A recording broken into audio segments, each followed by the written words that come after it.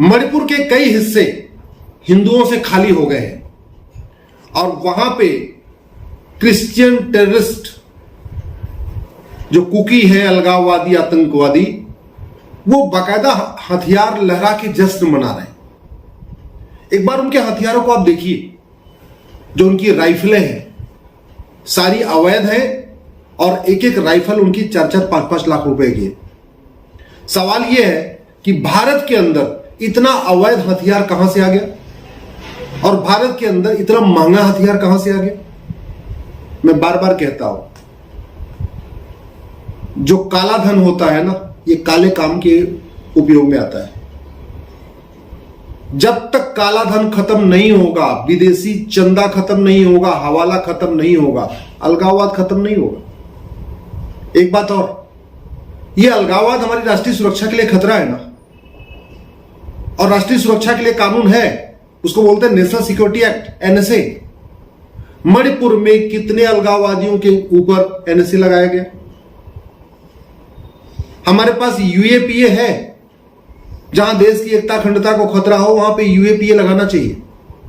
ये जो मणिपुर में कुकी कर रहे, जो ये क्रिश्चियन ऑर्गेनाइजेशन है, जितने भी जो रेडिकल क्रिश्चियन ऑर्गेनाइजेशंस है,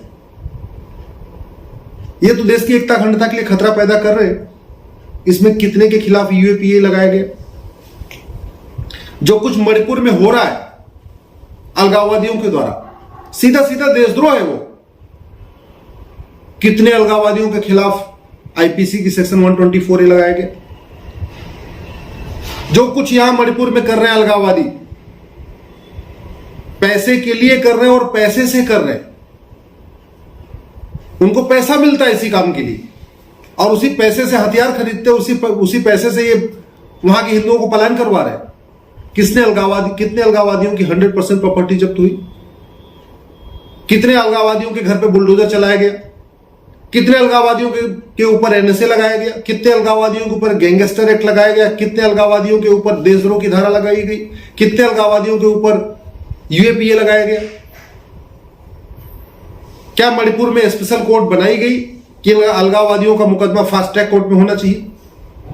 कितने अलगाववादियों का नार्को पॉलीग्राफ ब्रेन मैपिंग हुआ, जिससे पता चले कि इन अलगाववादियों को कौन कौन समर्थन कर रहा है, इन अलगाववादियों की फंडिंग कहां से आ रही है? जब नार्को पॉलीग्राफ ब्रेन मैपिंग होगा तभी तो पता चलेगा कि इन अलगाववादियों के तार कहां कहां जुड़े हुए हैं, किन किन देशों से जुड़े हुए हैं, किन किन आतंकवादी संगठनों से जुड़े हुए हैं, किन किन पॉलिटिकल पार्टियों से जुड़े हुए हैं, कौन कौन नेता इनको प्रोटेक्ट कर रहा है। ये तो तभी पता चलेगा ना जब इन अलगाववादियों का, जो मणिपुर में कुकी अलगाववादी हैं, आतंकवादी हैं, इनका narco polygraph brain mapping test होगा। मैं बार बार कहता हूं, ये पूर्वोत्तर के जो अलगाववादी हैं, इनको खत्म करने का एक ही तरीका है, भारत में 1 नेशन 1 टैक्स। 1 नेशन 1 टैक्स लागू कर दे, पूर्वोत्तर में अलगाववाद खत्म हो जाएगा। और पूर्वोत्तर में अलगाववाद के साथ साथ उड़ीसा, छत्तीसगढ़, महाराष्ट्र में जो नक्सली है, माओवादी, ये भी दम तोड़ देंगे, खत्म हो जाएगा। नक्सलवाद, माओवाद भी खत्म हो जाएगा। 1 नेशन 1 टैक्स लागू कर दे, जिहाद बहुत कम हो जाएगा। 1 नेशन 1 टैक्स लागू कर दे, कश्मीर का अलगाववाद बहुत खत्म हो जाएगा। 1 नेशन 1 टैक्स लागू कर दे, जासूसी, गद्दारी बहुत कम हो जाएगी। 1 नेशन 1 टैक्स लागू कर दे, पूर्वोत्तर के अलगाववादी संगठन खत्म हो जाएंगे। 1 नेशन 1 टैक्स लागू कर दे, छत्तीसगढ़ के या बाकी जो उत्तर प्रदेश में या महाराष्ट्र में जो नक्सली माओवादी खत्म हो जाएंगे। 1 नेशन 1 टैक्स का मतलब सारे के सारे टैक्स खत्म, इनकम टैक्स खत्म, जीएसटी खत्म, टीडीएस खत्म, सेल टैक्स खत्म, वैट खत्म, सारे टैक्स खत्म। 1 नेशन 1 टैक्स का मतलब केवल एक टैक्स। क्या करना पड़ेगा? 100 रुपए से बड़ी नोट बंद करना पड़ेगा, तब 1 नेशन 1 टैक्स सफल हो पाएगा, नहीं तो सफल नहीं होगा। जीएसटी का मतलब 1 नेशन 1 टैक्स नहीं होता। जीएसटी के बावजूद भी 10 तरीके के टैक्स और चल रहे हैं। वैट आज भी चल रहा है, सेल टैक्स आज भी चल रहा है, कस्टम एक्साइज आज भी चल रहा है, इसके अलावा इनकम टैक्स आज भी चल रहा है, टीडीएस आज भी जमा करना होता है, 10 तरीके के टैक्स और चल रहे हैं। तो अभी जीएसटी को 1 नेशन 1 टैक्स नहीं कहना चाहिए। आज भी भारत में बहुत सारे टैक्स चल रहे हैं। 1 नेशन 1 टैक्स का मतलब सारे टैक्स खत्म कर दीजिए। लागू कैसे करना होगा?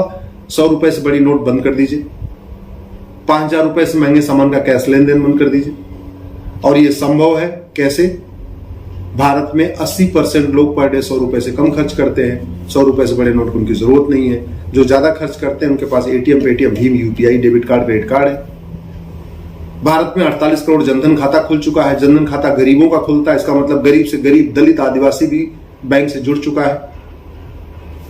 गरीब दलित आदिवासी महंगा सामान नहीं खरीदता। जिन सामान्यतया वो 1000 रुपए का सामान, 1500 का सामान, 2000 का सामान, ऐसे सामान खरीदता है जिनकी एमआरपी 2000, 3000, 4000 रुपए हो। मोबाइल भी खरीदता है तो 2000 वाला खरीदता है, कोई स्मार्टफोन नहीं खरीदता। और जो स्मार्टफोन खरीदता है, स्मार्टफोन जिसको चलाना आता है, स्वाभाविक सी बात है वो एटीएम पेटीएम चला ही लेगा। उसके पास भी रुपए कार्ड तो है ही है। 5000 रुपए से महंगे सामान का कैश लेन देन बंद हो जाए, 50,000 रुपए से महंगी प्रॉपर्टी को आधार से जोड़ दिया जाए। ये जो पूर्वोत्तर के अलगाववादी जो पूरे हिंदुओं को पलायन करने के लिए जिन्होंने मजबूर किया है, इनके बड़े बड़े बंगलों हैं, इन्होंने बड़ी बड़ी कोठियां खरीद रखी हैं, फार्म हाउस खरीद रखे हैं। बहुत सारे अलगाववादियों, नक्सलियों, माओवादियों के फ्लैट तो दिल्ली में है, नोएडा में है, गाजियाबाद में है, गुड़गांव में है, फरीदाबाद में, मुंबई में। ये कहने को अलगाववादी है, एक्चुअल में इनका मेन धंधा पैसा कमाना, उगाही करना होता है। पूर्वोत्तर में तो जितनी फैक्ट्री है, जितने बिजनेस हैं, पेट्रोल पंप है, जो कुछ भी नॉर्थ ईस्ट में होता है, सबसे इनका 10% महीने का कमीशन आना आता। वो कहने को कि अपने आप को ट्राइबल कहते हैं, भगवान जाने क्या क्या कहते हैं। ये ट्राइबल वाइबल कुछ नहीं है, सब 10% उगाही करते हैं। आप किसी भी पूर्वोत्तर में जो धंधा व्यापार करने वाले आदमी से पूछ लीजिए, चाहे वो पेट्रोल पंप खोले हो, स्कूल खोले हो, कोचिंग खोले हो, कॉलेज खोले हो, इंजीनियरिंग कॉलेज हो, मेडिकल कॉलेज हो, कुछ भी हो, चाहे वो सड़क का टेंडर लेने वाले हो, कुछ भी करते हैं। नॉर्थ ईस्ट में जो कुछ होता है 10% अलगाववादियों को ही जाता है। ये अलगाववादी जो आज नंगा नाच कर रहे हैं ना, राइफल लेके, बड़ी बड़ी मशीन गन लेके घूम रहे हैं सड़कों पे, ये वही पैसा है। तो अगर 1 नेशन 1 टैक्स हो जाएगा तो ये पैसा न तो कमा पाएंगे न खर्च कर पाएंगे। जब 100 रुपए से बड़ी नोट ही नहीं होगी और 5000 रुपए से महंगे सामान का कैश लेन देन कर ही नहीं पाएंगे ये, तो ये जो बड़ी बड़े कोठियां खरीदते हैं, फ्लैट खरीदते हैं, खरीदेंगे कैसे? पैसा खाएंगे तो नहीं। जब पैसा खाएंगे नहीं और पैसा खर्च नहीं कर पाएंगे तो पैसा लेके करेंगे क्या?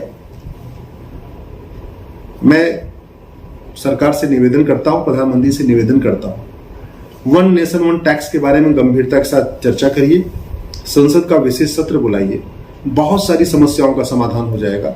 भ्रष्टाचार खत्म हो जाएगा तो घुसपैठ खत्म हो जाएगी, धर्मांतरण बहुत हद तक कम हो जाएगा, अलगाववाद खत्म हो जाएगा, कट्टरवाद खत्म हो जाएगा, जिहाद बहुत हद तक कम हो जाएगा, नक्सलवाद खत्म हो जाएगा, माओवाद खत्म हो जाएगा, कश्मीर के अलगाववाद बहुत कम हो जाएगा, पूर्वोत्तर का अलगाववाद बहुत कम हो जाएगा। केवल इतना करिए, आप बैंकिंग ट्रांजैक्शन टैक्स लगाइए, कैश लेन देन बंद कर दीजिए, सब कुछ। और आज की डेट में ऑनलाइन संभव है, 225 करोड़ खाते खुल चुके हैं। भारत में हर परिवार के पास मोबाइल आ चुका है, भारत का हर परिवार बैंक से जुड़ चुका है। तो 1% बैंकिंग ट्रांजैक्शन टैक्स लगाइए। 100 रुपए का सामान कोई खरीदेगा तो उसको 101 रुपए देना होगा। 1000 रुपए कोई सामान खरीदेगा तो 1000 रुपए और 10 रुपए एक्स्ट्रा दे देगा। 1 लाख का कोई सामान खरीदेगा तो 1 लाख के साथ 1000 रुपए एक्स्ट्रा पे कर देगा। लेकिन जब इनकम टैक्स पे नहीं करना हो, जीएसटी नहीं देना हो, वैट नहीं देना हो, टीडीएस नहीं देना, कुछ नहीं करना हो, तो लोग बड़े खुशी खुशी 1% एक्स्ट्रा दे देंगे। और जैसे ही ये सब कुछ ऑनलाइन हुआ, क्योंकि जितने अवैध काम होते हैं वो ऑनलाइन नहीं होते, कैश में होते हैं।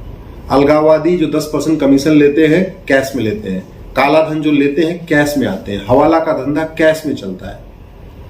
नक्सलियों, माओवादियों की फंडिंग कैश में होती है, जिहादियों की फंडिंग कैश में होती है, कुकी अलगाववादियों की फंडिंग कैश में होती है। जब कैश ही नहीं होगा तो ये सब अलगाववादी संगठन करेंगे कैसे? इनकी फंडिंग होगी कैसे? यदि आपको मेरा वीडियो ठीक लगा हो, इस वीडियो को कम से कम 10 लोगों को फॉरवर्ड करिएगा। अगर आपका कोई जानने वाला आईएएस है, आईपीएस है, प्रोफेसर है, जज है, सांसद है, विधायक है, उसको जरूर फॉरवर्ड करिएगा।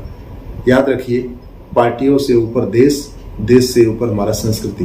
भारत की संस्कृति बचेगी तभी आप बचेंगे, हम भी बचेंगे, हमारा परिवार बचेगा, हमारी आने वाली जनरेशन बचेगी। नहीं तो देखते ही देखते 85 देश क्रिश्चियन कंट्री हो गए, 57 देश इस्लामिक कंट्री हो गए, और हिंदुओं के लिए कोई एक भी देश नहीं बचा। न हिंदुस्तान बचा, न नेपाल बचा, सारे देश खत्म हो गए हैं। अभी भी अगर भ्रष्टाचार के खिलाफ आवाज नहीं उठाएंगे, भ्रष्टाचार मुक्त भारत की बात नहीं करेंगे, और भ्रष्टाचार मुक्त भारत तभी होगा जब 1 नेशन 1 टैक्स हो।